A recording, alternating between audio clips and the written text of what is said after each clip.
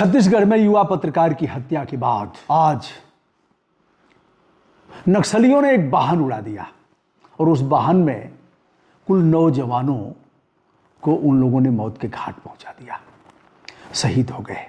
कब तक यह क्रम चलता रहेगा दोस्तों, और कब तक हम विलाप करते रहेंगे, विधवा विलाप। नक्सलियों और हमारे जवानों का संघर्ष और आम लोगों को नक्सलियों द्वारा जो हानि पहुंचाई जाती है, कब तक यह सब चलेगा? नक्सलियों के दुख दर्द को कब तक हम जानेंगे और उन्हें मूल धारा में शामिल करेंगे? आइए, बस्तर जंक्शन मुकेश चंद्राकर, एक युवा पत्रकार, 30 वर्ष का एक ऐसा पत्रकार जो उनके बीच जाता था, उनका दर्द दुख दर्द सुनाता था, देखता था, निदान कराने की दिशा में सचेत रहता था। उस पत्रकार को नजर लग गई। 120 करोड़ की सड़क का ठेका जिस ठेकेदार ने लिया था, उसने उसकी हत्या कर दिया। हत्या कैसे हुई यह मामला, चूंकि 1 जनवरी को पत्रकार का, देखिए एक चीज़ और बता दें, अब बड़े बड़े मीडिया घरानों से आप उम्मीद मत रखिए। जो भी हैं थोड़े कम पढ़े लिखे हो सकते हैं, थोड़ी जानकारी कम हो सकती है, संसाधन उनके पास अच्छे नहीं हो सकते हैं, लेकिन जो स्वतंत्र पत्रकार हैं, सोशल मीडिया से जुड़े हुए लोग हैं, अब तो उन्हीं से देश चलेगा, वही कुछ करेंगे। अब इनके लिए भी एक गाइडलाइन तैयार होनी चाहिए, उनको प्रोत्साहन कैसे देना है, उनकी सुरक्षा कैसे होनी है, इस पर हमने जो किया है अगले वीडियो में बताऊंगा। फिलहाल चलते हैं मुकेश चंद्राकर पर। माओवादी जो प्रभावित इलाके हैं माओवाद से, उसमें जाना, उनका दुख दर्द जानना। कई बार तो बताते हैं कि पुलिसकर्मियों का जो अपहरण किया था माओवादियों ने, उनको छुड़ाया, आम जनता को छुड़ाया बातचीत करके। और बीजापुर जनपद, आप जानते हैं, इस बात से अवगत हैं कि कई जनपद छत्तीसगढ़ के, वह दंतेवाड़ा है, सुकमा है, बीजापुर है, यह सब नक्सल प्रभावित इलाके हैं। तो यह मामला उठाता है युवा पत्रकार।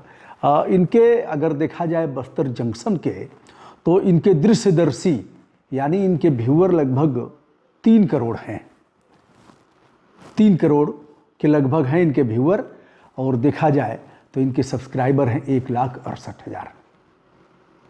दोस्तों, बड़ा दुखद है ऐसे युवा लोग जो मेहनत करके लोगों के बीच जाना, उनका दुख दर्द बांटना, समस्याओं को उठाना, निश्चित मुकाम तक पहुंचाना, पुलिस से 2-2 हाथ करना, ये अब करेगा कौन? उनसे आप उम्मीद छोड़ दीजिए। जो बड़े बड़े कारपोरेट घराने के लोगों ने मीडिया चैनलों को संचालित किया है, वह केवल एड लेंगे, प्रदेश की सरकारें उनको देंगी एड, और केंद्र सरकार एड देगी। बड़े बड़े जा कर के ऐसे मंत्रियों का वीडियो करेंगे, उनको महिमा मंडित करेंगे, यही करेंगे। तो ऐसे जो छोटे पत्रकार हैं, जो संविधान ने उन्हें अधिकार दिया है, उस आज़ादी को आधार बनाते हुए उसके आलोक में जो कर रहे हैं, उसी को कर रहे थे। मुकेश चंद्राकर आरोपी ठेकेदार है, सुरेश चंद्राकर, आज ही पकड़ा गया है। संभवतः हैदराबाद से उसकी गिरफ्तारी हुई है। 1 जनवरी को यह घटना है और शाम को वह गायब हो जाता है, खोजबीन की जाती है, पता नहीं लगता है।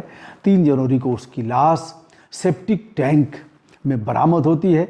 आईजी जो हैं सुंदर राज पी, उन्होंने संदिग्धों को पकड़ने की बात किया और आज अभी तात्कालिक जो सूचनाएं आ रही हैं उसके आधार पर जो मूल अपराधी है सुरेश चंद्राकर, वह पकड़ा गया है हैदराबाद से। अगर पोस्टमार्टम रिपोर्ट की बात किया जाए तो गर्दन की हड्डी टूट गई है, लीवर के 4 टुकड़े हो गए हैं, पसलियों को भी तोड़ा गया है और वहाँ के सीएम ने पूरी रिपोर्ट मंगाया है। प्रियंका वाड्रा ने इस पर निंदा किया है, कड़ी कार्रवाई की मांग किया है। लेकिन एक खास बात यह है कि जो मुख्य आरोपी है सुरेश चंद्राकर, यह कांग्रेस पार्टी के जो उनका संगठन है उस संगठन का पदाधिकारी है, उपाध्यक्ष बताया जाता है। तो इस मामले में कांग्रेस बैकफुट पर है, भारतीय जनता पार्टी हमलावर है, लेकिन भारतीय जनता पार्टी की सरकार है, इसलिए दोष से नहीं बच सकते। आज हमने भी मांग किया है 50 लाख रुपए उस युवा पत्रकार के परिवार को दिया जाए। साथ ही हमने यह भी मांग किया है कि सोशल मीडिया से जुड़े हुए जो भी साथी हैं, जो मेहनत कर रहे हैं, ऐसी समस्याओं को उजागर कर रहे हैं, कानून बना करके उन्हें सुरक्षा प्रदान किया जाए, उनके लिए भी सरकार सोचे। हालांकि सरकार के पीछे पड़े रहते हैं। पीछे पड़ने का मतलब कि सत्य को उजागर करेंगे, आपके अच्छे काम हैं तो उसको भी बताएंगे। बहुलता में ऐसे हैं जो करते रहते हैं, लेकिन अगर गड़बड़ है तो उसको कौन बताएगा।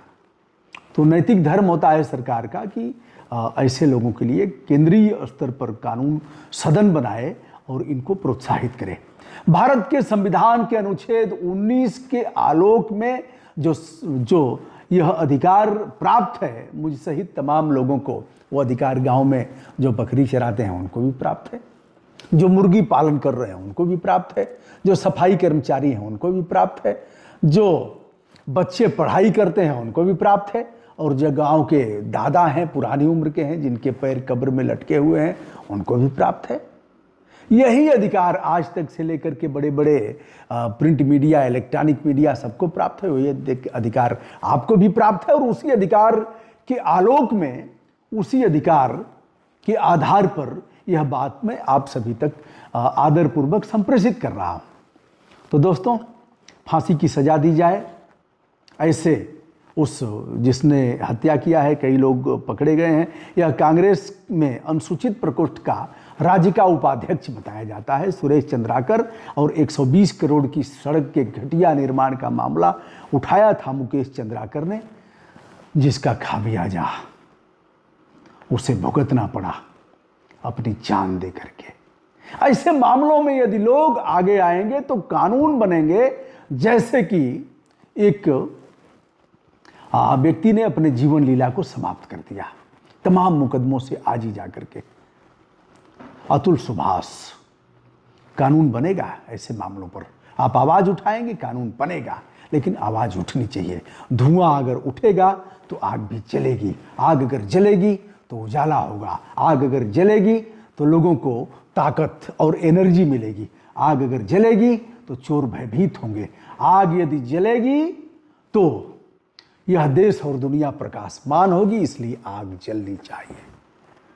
हो गई है पीर पर्वत सी पिघलनी चाहिए, इस हिमालय से कोई गंगा निकलनी चाहिए।